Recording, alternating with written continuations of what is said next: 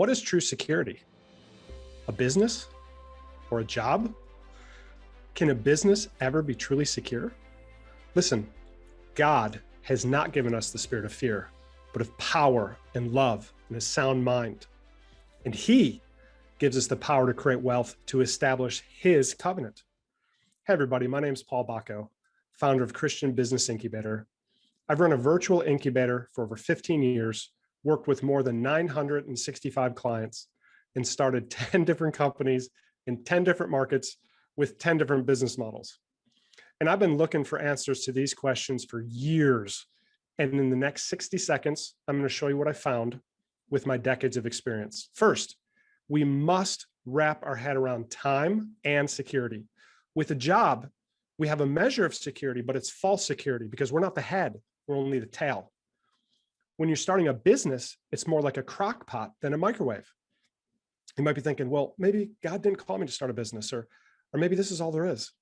Listen, I can promise you that this is not the case.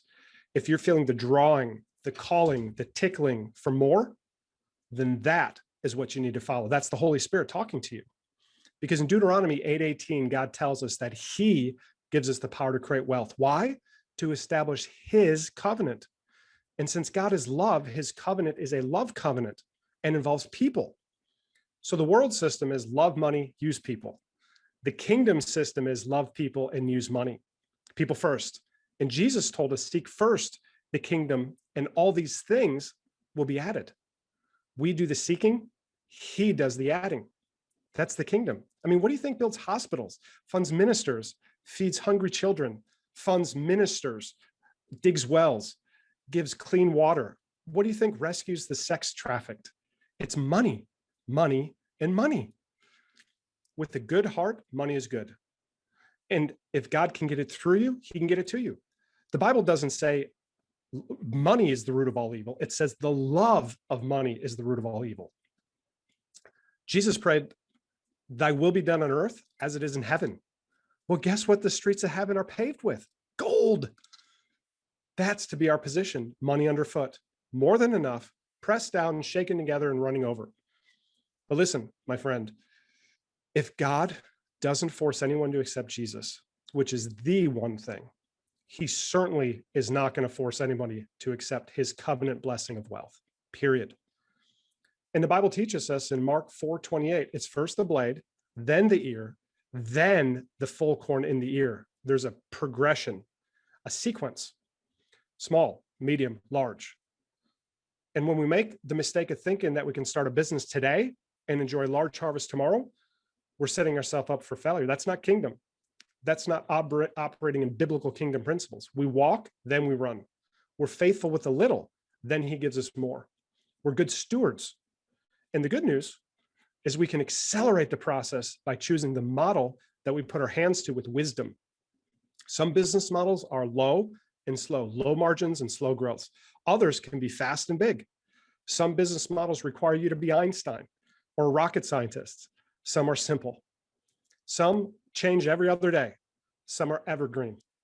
Some are dependent on the economy, the politics, the season. Some are not.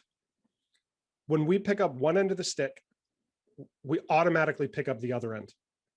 So it's incredibly important that we choose which business model that we work with care, diligence, and prayer. Second point, it's even more important than ever that we do not try to do this on our own. There's just simply too many blind spots, and things are changing so fast in the marketplace.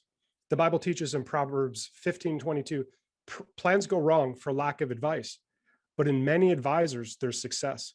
I think of it this way. Listen, if I'm going to cross a minefield, it's probably a good idea to follow somebody who's already been across, right? Have you ever met somebody who's successful in multiple different business models and you're just like, how the heck did they do that? Well, I believe it's their mindset. I believe it's their mindset. Faith occurs in the 6 inches between the right ear and our left ear. It's not in our knee, our foot, our arm. The furthest distance you're ever going to have to travel is 6 inches. So how can you harvest more to sow more into the kingdom? How can you get 100% of your time back and never have to worry about money again? There are 3 critical things I've learned in my 20 plus years evaluating over 150 different business models as a Christian entrepreneur. And I put my observations in these 3 keys that I had to learn the hard way into a Christian entrepreneur manifesto, along with some step-by-step demonstrations. And there's no opt-in required. So it might be interesting for a Christian entrepreneur looking to start their next business or their first business, looking to escape the 40-40 plan, 40 hours a week, 40 years, the rat race, 9 to 5, and not have to work for themselves or someone else until the age of 80. So you can click the link below to check it out now. If you want to see how Chris started making 30 grand a month, or even how Renee started making 20 grand a month, and our clients see results like this all the time. So if you're willing to put in the work and you feel like you'd be a good fit, click the link below.